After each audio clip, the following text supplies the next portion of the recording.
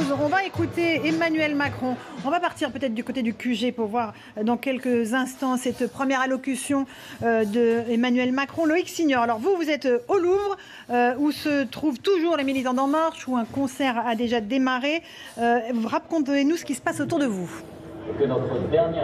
Eh bien, ça afflue de tous les côtés ici sur l'esplanade du Louvre. Énormément de contrôle de sécurité, mais on attend, dit-on, dans l'entourage d'Emmanuel Macron, près de 20 000 personnes ici. Des concerts sont prévus, notamment le groupe Magic System qui devrait mettre l'ambiance pour cette soirée qu'Emmanuel Macron voulait festive. Mais ce discours d'Emmanuel Macron, juste avant d'arriver ici sur l'esplanade du Louvre, sera en revanche sans triomphalisme, sans lyrisme. Le travail commence maintenant. C'est le mot d'ordre que Emmanuel Macron va adresser à ces nombreux marcheurs, comme il les appelle, depuis la création du mouvement En Marche. Emmanuel Macron qui devra prononcer un discours de 10 minutes, se rendre ici, encore un discours avec plus d'émotion. Nous confitons dans les équipes d'Emmanuel Macron. Il sera entouré de sa famille, de son épouse Brigitte Macron, de ses collaborateurs, de ses porte-paroles. Le but, c'est de montrer des rangs serrés derrière le nouveau président élu, le nouveau président de la République, car il faut désormais très vite se mettre au travail. Il n'y aura pas d'état de grâce pour Emmanuel Macron, il en est bien conscient,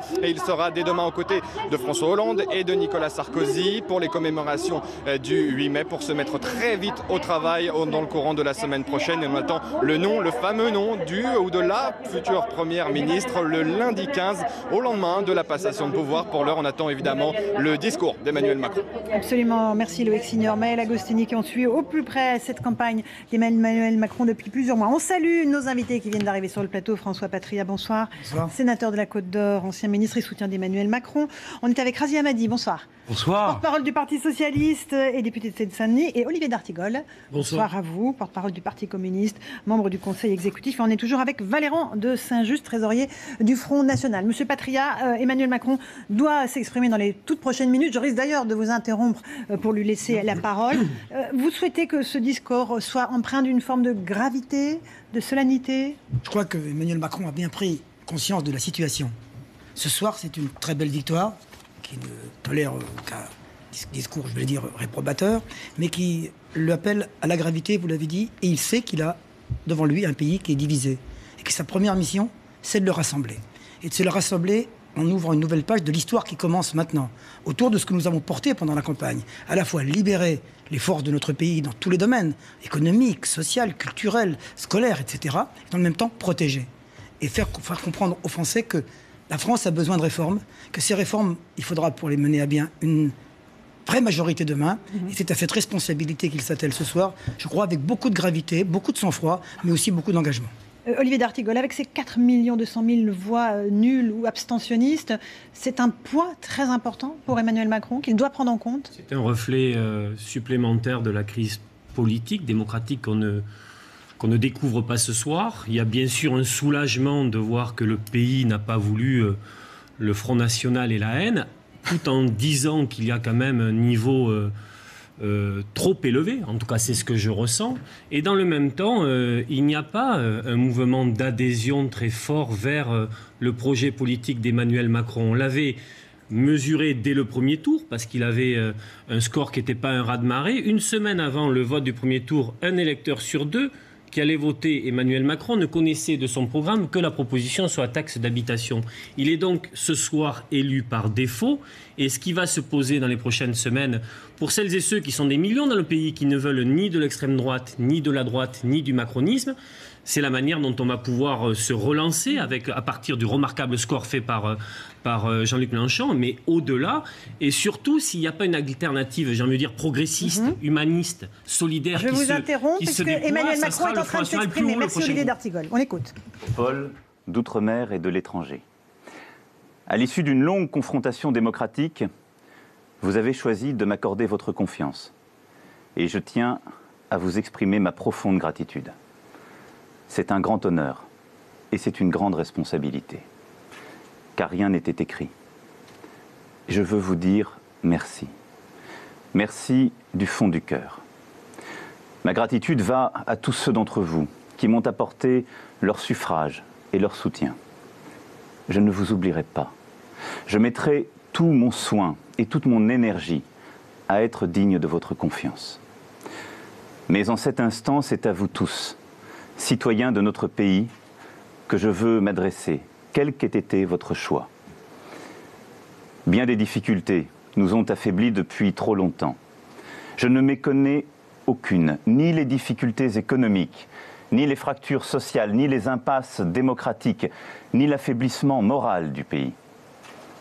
Je veux ce soir adresser un salut républicain à mon adversaire, Madame Le Pen. Je sais les divisions de notre nation qui ont conduit certains à des votes extrêmes. Je les respecte. Je sais la colère, l'anxiété, les doutes qu'une grande partie d'entre vous ont aussi exprimés. Il est de ma responsabilité de les entendre, en protégeant les plus fragiles, en organisant mieux les solidarités, en luttant contre toutes les formes d'inégalité ou de discrimination, en assurant de manière implacable et résolue votre sécurité, en garantissant l'unité de la nation. Car derrière chacun des mots que je viens de prononcer, je sais qu'il y a des visages, des femmes et des hommes, des enfants et des familles, des vies entières. Il y a vous et les vôtres. Ce soir, c'est à vous tous que je m'adresse. Vous tous ensemble, le peuple de France. Nous avons des devoirs envers notre pays. Nous sommes les héritiers d'une grande histoire et du grand message humaniste adressé au monde. Cette histoire et ce message, nous devons les transmettre d'abord à nos enfants. Mais plus important encore, il nous faut les porter vers l'avenir et leur donner une sève nouvelle. Je défendrai la France, ses intérêts vitaux, son image, son message. J'en prends l'engagement devant vous.